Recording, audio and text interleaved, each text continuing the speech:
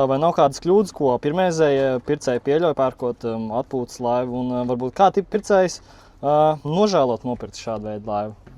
Baigi nožēlot, teiksim, šādu tipu laivu. Ja jūs nopērkat jaunu laivu, tad īsti varbūt tās, kad nebūtu pareizi mēģināt viņu pēc 3 mēnešiem pārdot vai pēc gada par to pašu cenu, ko jūs nopirkāt. Ja, tā gluži nebūs. Ja, tomēr jaunu laivu vai lietotu laivu, tās ir tomēr divas dažādas lietas.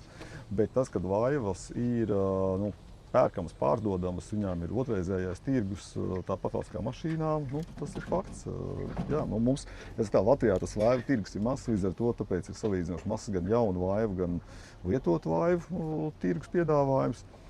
Bet, piemēram, pirms 20 gadiem, kā iestājās krīze, tad izrādījās, ka laiva ir ļoti likvīds līdzeklis, kur var pārdot uz ārzemēm, aizvest. Tas ir aktīvs, kurš nav tā, ka uzreiz ir pazudis, tāpēc, ka jūs nesat iegādājies.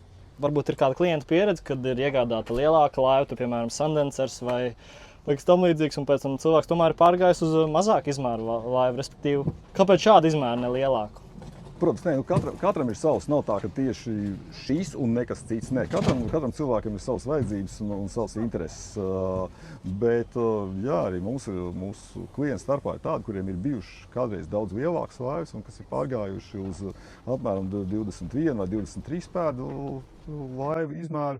Jo tas ir vienkārši uzturams, vienkārši kopjams, neprasa daudz izmaksas, bet pilnīgi pietiekams, lai izbaudītu dienu uz ūdens.